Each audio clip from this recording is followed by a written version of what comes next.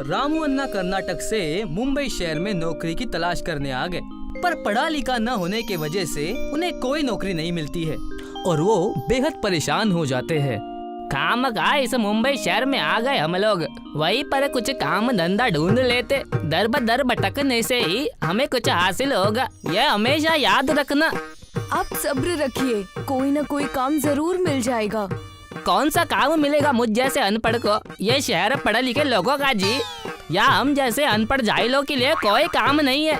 मुझे बड़ी बेचैनी हो रही जी, कुछ समझ नहीं आ रहा कि क्या करूं क्या ना करूं। अगर ऐसा ही चलता रहा तो हमें दोबारा गांव जाना पड़ेगा। अगर कोई नौकरी नहीं मिलेगी तो हम लोग अपना ही कोई काम शुरू कर देंगे।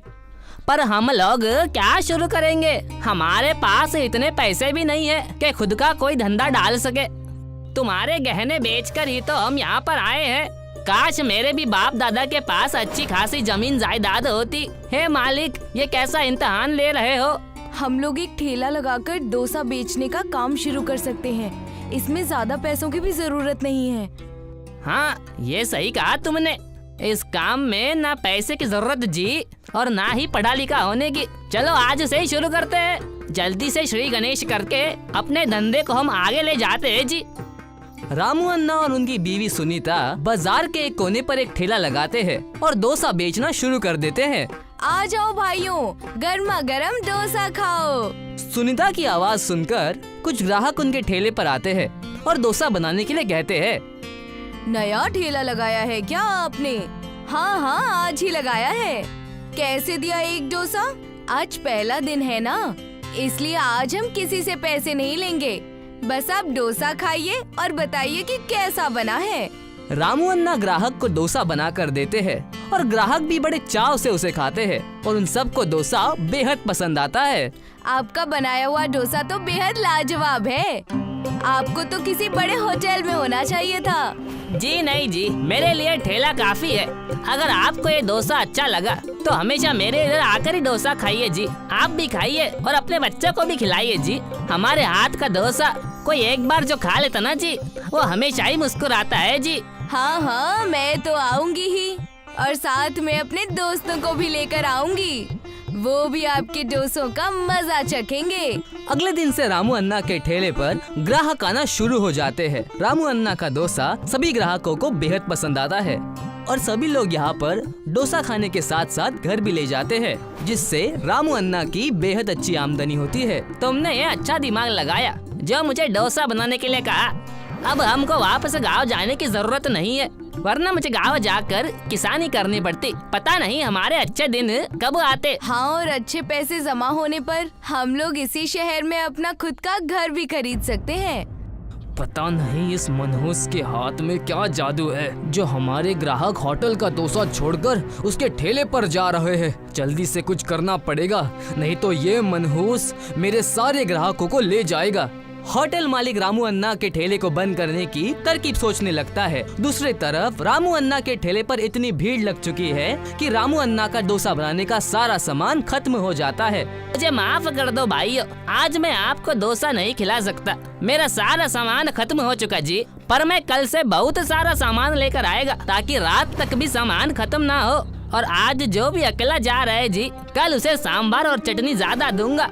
मेरा मतलब जी कि जो भी खाली हाथ जा रहा है उसे। रामू अन्ना उस दिन के कमाए हुए पैसे लेकर अपने बीवी के साथ घर जाने लगते हैं। अब कल से और मेहनत करना होगा, नहीं तो ग्राहक नाराज हो जाएंगे। बेचारे डोसा खाने आए थे और मेरे पास सामान ही नहीं था। अगर रोज रोज ग्राहक खाली हाथ चले जाएंगे तो हमारे पास कुछ नहीं बचेगा। अगले दिन रामू अन्ना बहुत सारा सामान लेकर आते हैं और डोसा बनाने लगते हैं। उनका अच्छा धंधा होते हुए देखकर बाकी के दुकानदार उनके दुकान के सामने कूड़ा फेंक देते हैं और उनके ठेले को भी नुकसान पहुंचाते हैं। पर रामू अन्ना सब कुछ ठीक कर लेते हैं और तभी बारिश हो जाती है और रामू अन्ना का चूल्हा बुझ जाता है। ऐसा बारिश ने तो परेशान ही कर दिया। 2 बार चूल्हा जला चुका हूँ और दोनों बार बुझ गया जी। अब शगुन तो नहीं। रामू अन्ना बेहद कोशिश करते हैं लेकिन फिर भी बारिश में चूल्हा नहीं जलता। वो मायूस हो जाते हैं और ठेला बंद करके वापस घर आ जाते हैं। ये देखकर बाकी दुकान वाले बेहद खुश हो जाते हैं। लगता अब हमारा ठेला बंद होने वाला। इतने बारिश में तो कोयला पूरा भीग गया जी। हर बार जला रहा हूँ,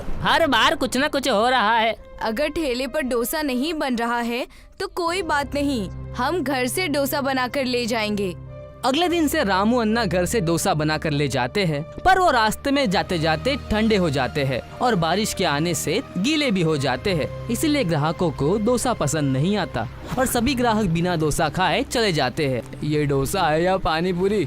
पूरा पानी में भीगा हुआ है, हम ऐसा डोसा नहीं खाएंगे। इस तरह से ग्राहकों को जाते हुए देख रामू अन्ना बेहद उदास हो जाते हैं। तभी बारिश ज्यादा होने से समंदर में पानी बढ़ जाता है और कुछ मछलियाँ और कछुए बहकर बाहर आ जाते हैं, जिसमें से एक बड़ा कछुआ पलट जाता है और सीधा होने की बेहद कोशिश करता है। रामू अन्ना बाढ़ में डूबने की फिक्र किए बिना पानी में उतरते हैं और उस कछुए को सीधा करते हैं। तुम बहुत परेशान दिख रहे हो, मैं तुम्हारी परेशानी दूर कर सकता हूँ। क्या आप इस बारिश को होने से रोक सकते जी? नहीं, मैं बारिश को होने से नहीं रोक सकता, पर मैं तुम्हें एक ऐसा पाउडर दे सकता हूँ जिससे तुम डोसे की छतरी बनाकर अपनी परेशानी दूर कर सकते हो। पर डोसा छतरी तो बारिश में भीग कर खराब हो जाएगी। तुम हमारे साथ मजाक तो नहीं करता ना? कछुआ अपने कवच से एक थैली पाउडर निकालकर रामू अन्ना को देता है। ये लो, ये समुद्री देवता का दिया हुआ जादुई पाउडर है। जिस तरह से मेरा कवच इस पाउडर से कठोर हो जाता है, तुम्हारा डोसा वैसे ही कठोर और स्वादिष्ट हो जाएगा।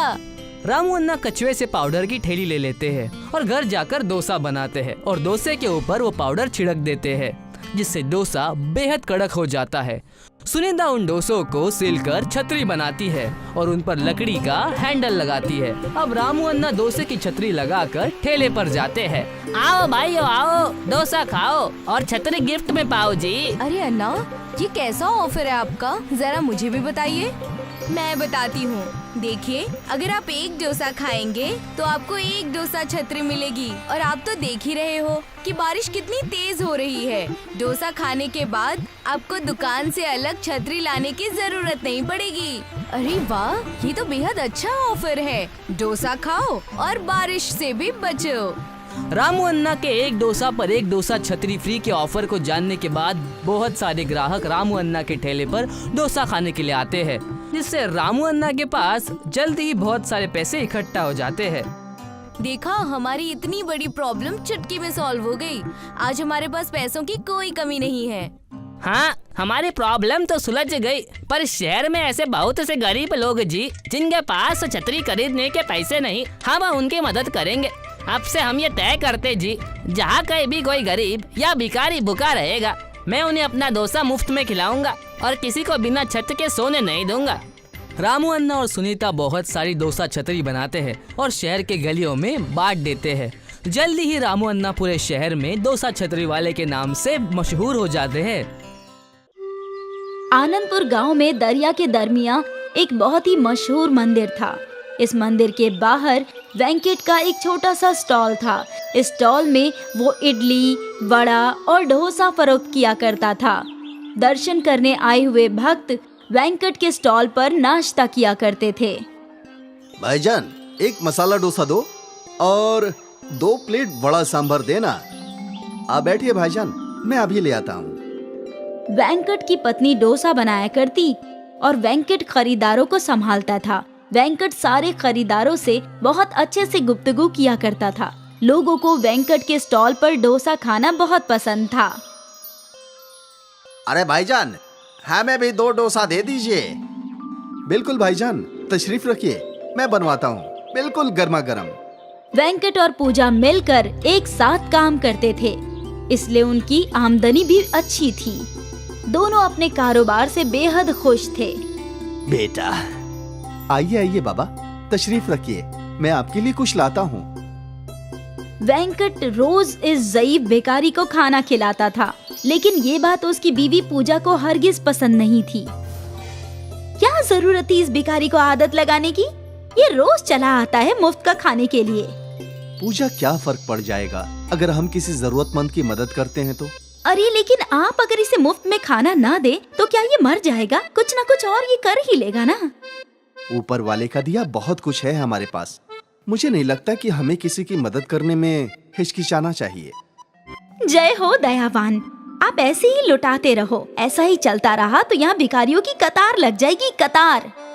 मुझसे जितना बन पड़ेगा उतना करूंगा, बाकी ऊपर वाला मालिक है।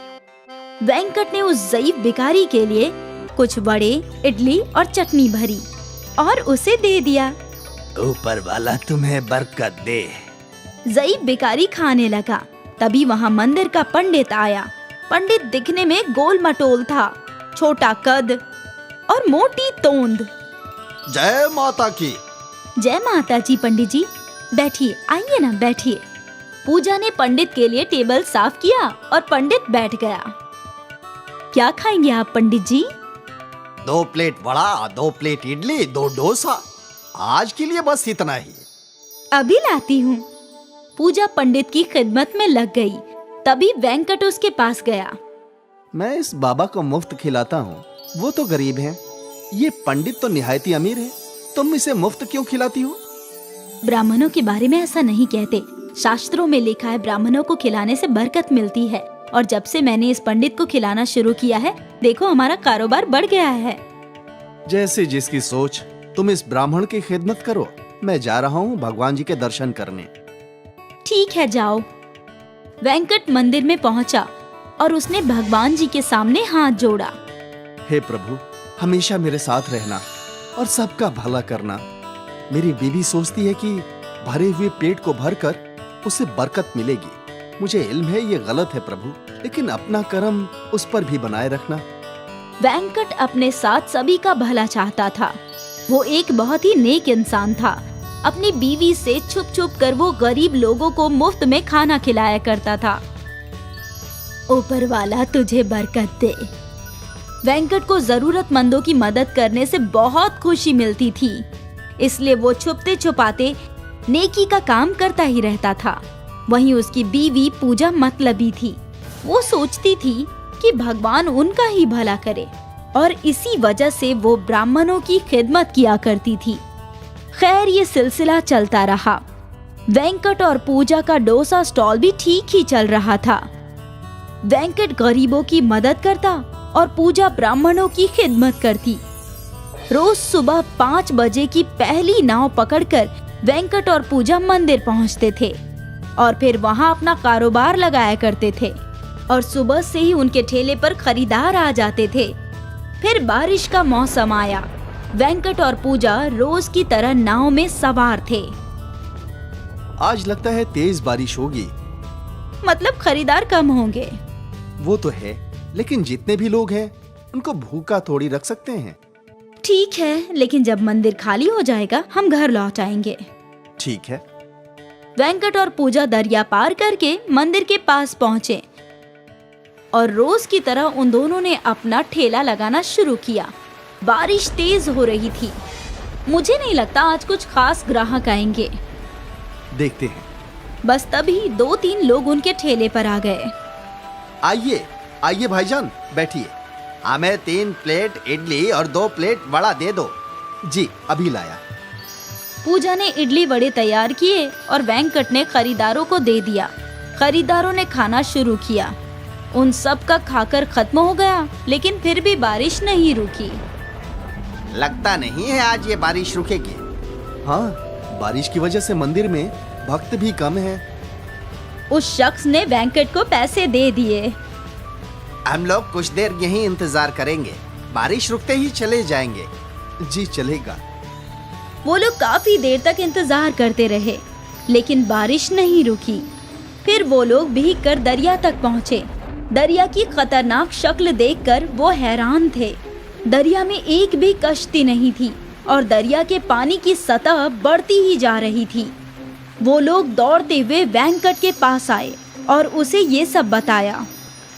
ये सैलाब हम सबको डुबा देगी, हम में से कोई नहीं बचेगा। तभी उनके सामने वो ज़ईफ भिखारी आया। बचाने वाला वो है, तो आखिर कोई क्या मारेगा। यहाँ हम सबकी जान पर बनाई है और ये भिखारी हंस रहा है। हमें कुछ तो करना होगा। हे भगवान, हम सबको महफूज किनारे पहुंचा दो। हे भगवान, रहम करो। वेंकट ऊपर वाले से दुआ करने लगा। तभी उस ज़ईफ भिखारी ने सामने रखी एक डोसे की प्लेट उठा ली। हम सब इतने बड़े खतरे में हैं और तुझे खाने की पड़ी है। मेरे पीछे आओ। भिखारी के साथ सभी लोग दरिया के पास पहुंचे। भिखारी ने उस डोसे की प्लेट को जमीन पर रख दिया और अपनी आंखें बंद कर ली और जादू से उस डोसे का साइज बढ़ने लगा। डोसे का साइज इतना बड़ा हो गया कि मानो बड़ी कश्ती हो। वहां खड़े सभी लोग हैरान थे। ये जादुई बड़ी डोसे की कश्ती दरिया को बड़ी आसानी से पार करा देगी। तुम सब इसमें बैठ जाओ। सभी लोग कश्ती में बैठ गए सिवाय उस भिखारी के। आप भी आइए। नहीं बेटा, मुझे बचाने वाला वो है, तुम सब जाओ। भिखारी के इशारा करते ही डोसे की बड़ी कश्ती दरिया में तैरने लगी। पानी की बड़ी बड़ी लहरों का भी उस पर कोई असर नहीं हुआ। अंदर बैठे सभी लोग महफूज थे। वो सभी लोग दूसरी ओर पहुंच गए। सभी ने ऊपर वाले का शुक्रिया अदा किया और उनके उतरते ही डोसे की बड़ी कश्ती पानी में डूब गई। आज वेंकट के साथ सभी लोगों ने ये करिश्मा देखा था। डोसे की बड़ी कश्ती का करिश्मा शायद वेंकट की नेक दिली ही थी कि उसे जादुई डोसे की बड़ी कश्ती बचाने आई थी। जयपुर नाम के एक गांव में मोहन नाम का एक ठेकेदार रहता था।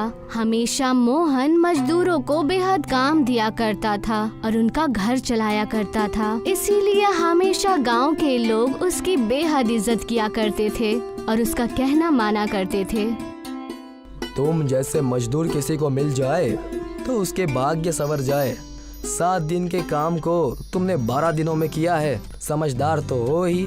मालिक, हमें तो लगा कि आप हमें डांटेंगे, लेकिन आप हमारी तारीफ कैसे कर रहे हैं? अरे बेवकूफ, जितने ज्यादा दिन काम उतने ज्यादा दिन के पैसे। तुम सबके साथ साथ मैं भी तो कमा ही रहा हूँ ना। ऐसे ही मोहन चालाकी से लोगों को ठग लिया करता था और इस बात का इल्म किसी को भी नहीं होता था। कुछ दिन बीत चुके थे। सरकारी रोड मैंने पिछले साल ही बनाई थी। उसके पैसे के लिए मैं अब तक भटक रहा हूँ। आप सबको अब तो शर्म आनी चाहिए। ज्यादा तेज ना बोलो। ये सोचो कि हम तुम्हें पैसे देने के लिए तैयार तो है, वरना दूसरों को तो हम अंदर भी ना लेते। अपने आप को खुशकिस्मत समझो। मालिक, आज कुछ हुआ? आप हमारे पैसे कब तक देंगे? रानी, मैं आज भी खाली हाथ ही आ रहा हूँ।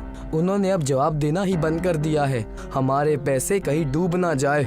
हे ऊपर वाले, मैं अपने परिवार को कैसे पालूंगी? ये सब आपके धोखाधड़ी की वजह से हो रहा है। अगर आपने सबके साथ अच्छे से काम किया होता तो आज हम इस मसले में नहीं फंसते। हाँ हाँ, बड़ी आई मालिक को कहने वाली। जब तक पैसे मिल रहे थे तब तक मालिक से अच्छा कोई नहीं था और अब पीछे भाग रही हो। नहीं गोपाल, तुम्हें किसी से कुछ कहने की कोई जरूरत नहीं है। तुम बस मेरे साथ चलो। लेकिन मालिक, मैंने कह दिया ना, बस चलो मेरे साथ। मोहन अपने मजदूर गोपाल को लेकर अपने घर चला गया और उससे कहने लगा, जब मैं छोटा था मेरे पापा ने मेरे लिए बस एक ये रोड रोलर छोड़ा था ताकि मैं इसका कभी इस्तेमाल कर सकूं। अगर मैंने मेरे मजदूरों को पैसे नहीं दिए तो मुझे उनका बहुत बड़ा श्राप लगेगा। तो आप अब क्या सोच रहे हैं? क्या करना चाहते हैं आप? मेरे पास और 2 रोड रोलर है, वो भी बड़े बड़े। उससे जो भी पैसे आएंगे कम से कम उसे बेचकर मैं अपने मजदूरों के पेट तो भर पाऊंगा। मोहन और गोपाल उस छोटे से रोड रोलर को लेकर अपने गांव के सरपंच, जो कि जमींदार भी थे, उनके पास बेचने के लिए गया और कहने लगा, मेरा सर आज तक कभी झुका नहीं है सरपंच साहब। मैं चाहता हूँ कि ये छोटा सा रोड रोलर लेकर आप मुझे कुछ पैसे दे देते जिससे मैं अपने मजदूरों का पेट भर पाता। देखो मोहन, मेरे पास गांव में किसी की इज्जत और सम्मान है तो वो तुम हो। मैं क्यों नहीं तुम्हारी तकलीफ समझूंगा, लेकिन मेरी एक शर्त है। कैसी शर्त है साहब? मैं कुछ समझा नहीं। देखो, मैं कोई भी चीज लेने के बाद दोबारा नहीं देता, और तो और तुम्हें ले जाना होगा तो 2 गुनी कीमत देनी होगी। बोलो, मंजूर है? जी, मैं अपने मजदूरों के लिए कुछ भी कर सकता हूँ, मुझे मंजूर है। मोहन सरपंच से पैसे लेकर वहाँ से चला गया और अपने मजदूरों के लिए ढेर सारा खाना और राशन लेकर आया। मालिक, ये क्या, आप मेरी बातों का बुरा मान गए? मैं ये कुछ पैसे और राशन लाया हूँ। ये है तुम्हारा मेहनत दाना। इन पैसों से तुम सब अपना घर चलाना और अपनी देखभाल अच्छे से करना। मालिक, हमारे पास कोई घर ठिकाना नहीं है। गांव है तो 200 दूर, हम क्या करें? सही कहा गोपाल भाई ने। क्यों ना हम यहीं पर एक छोटा मोटा कारोबार शुरू कर दें, कुछ बेचने का काम कर ले। जब नया ठेका आएगा तब देखा जाएगा। तुमने पहली बार कुछ अच्छी बात की है। मैं थोड़ा सा सोच समझ के तुम्हें कल बताऊंगा कि आखिर हमें करना क्या है। मोहन वहाँ से अपने घर चला गया और जाकर सोचने लगा। तभी उसकी नजर उसके घर के आंगन में पड़ी, जहाँ से एक रोशनी आ रही थी। ये इतनी रात गए, रोशनी कैसी? कौन है वहाँ पर? कौन है? जैसे ही मोहन उस जगह पर गया तो वहाँ जाकर उसने देखा कि सरपंच को दिया हुआ मिनी रोड रोलर वापस उसी के घर में आ गया है, जिसे देखकर वो चौंक गया और वो उस रोड रोलर के पास गया। ये यहाँ कैसे? सरपंच जी इतने दयालु नहीं है कि रोड रोलर यहाँ छोड़कर चले जाए। जरूर कोई ना कोई बात है। कई दिन हो गए इसे चलाए हुए, मैं इसे चलाकर देखता हूँ। जैसे ही मोहन ने उस रोड रोलर को छुआ तो उस रोड रोलर में से एक चमकती हुई चिट्ठी बाहर निकली, जिसे देखकर पहले तो मोहन खौफजदा हो गया, लेकिन बाद में वो उस चिट्ठी को पढ़ने लगा। अगर इस खत को बेटा तुम पढ़ रहे हो तो इसका मतलब है कि तुम मुसीबत में हो। ये रोड रोलर मायावी है, तमिलनाडु के मंदिर से पूजी हुई मायावी रोड रोलर। जब भी जिंदगी कठिनाई से गुजरे तुम इस रोड रोलर की मदद से डोसा बनाना, विशाल डोसा, जिससे पूरे 10 लोगों का पेट भर सके। ये रोड रोलर तुम्हें तुम्हारे ठिकाने पर लेकर जाएगा। मोहन के चिट्ठी पढ़ते ही रोड रोलर अपने आप चलने लगा और जाके मोहन के घर के पीछे रुक गया, जहां मोहन ने देखा कि एक बड़ा सा प्लास्टिक का तिरपाल नीचे जमीन पर पड़ा हुआ है और साफ सुथरा रोड रोलर वहां पर डोसा बना रहा है। मोहन अपने साथियों को बुलाकर उस जगह पर ले आया। मालिक, ये क्या, आखिर ये क्या माजरा है? रोड रोलर, डोसा, ये सब क्या हो रहा है? अब से हम सबको किसी के भी यहाँ ठोकर खाने की जरूरत नहीं है। अब से हम यहीं पर रोड रोलर का डोसा बनाएंगे। क्या सच? इस चीज में मुझसे आगे कोई नहीं जा पाएगा, आप देख लीजिएगा। तो सबसे पहले हमें डोसा का आटा लेना है, उसके बाद उसे इस बड़े से दाल मिट्री में डाल देना है। उसके बाद उसके ऊपर मसाला डालकर ये मिनी रोड रोलर उस आटे के ऊपर अपने आप चल जाएगा और डोसा तैयार। इसके बाद और क्या था, सबने ऐसा ही किया। तिरपाल के ऊपर आटा डाला। तिरपाल के ऊपर आटा डालते ही रोड रोलर उस पर चलने लगा। एक बार में 10 लोगों की दावत तैयार हो जाती थी। देखते ही देखते मोहन ने एक बड़ी सी दुकान खोल ली और कई सारे लोग उसके रोड रोलर डोसा को खाने के लिए आने लगे, जिसे देखकर गांव के सरपंच को जलन होने लगी। पापी, चोर, दुष्ट, तुम अपनी जबान पर नहीं रह सके। तुम मेरे घर आकर अपना रोड रोलर चुरा कर ले गए। मैंने तुम्हें कहा था जब भी ले जाओगे तुम्हें 2 गुना लगाम देना होगा, लेकिन तुमने मेरी बात फिर भी नहीं सुनी। ये लीजिए आपके 2 गुना ज्यादा रुपए जो मैंने आपसे लिए थे, और ये लीजिए रोड रोलर का डोसा जो रोड रोलर ने बनाया है। अरे वाह, तुमने तो मुझे हैरान कर दिया। हमेशा ऐसे ही खुश रहो, फूलो फलो। और इसी तरह मोहन ने अपने मजदूरों के साथ मिलकर रोड रोलर डोसा की दुकान भी खोल ली। सब अपने हिसाब से रहने लगे और खाने लगे। सबकी जिंदगी मोहन के रोड रोलर डोसा की वजह से बेहद अच्छी हो गई और सभी मोहन का शुक्रिया करने लगे और अपना जीवन अच्छे से बिताने लगे।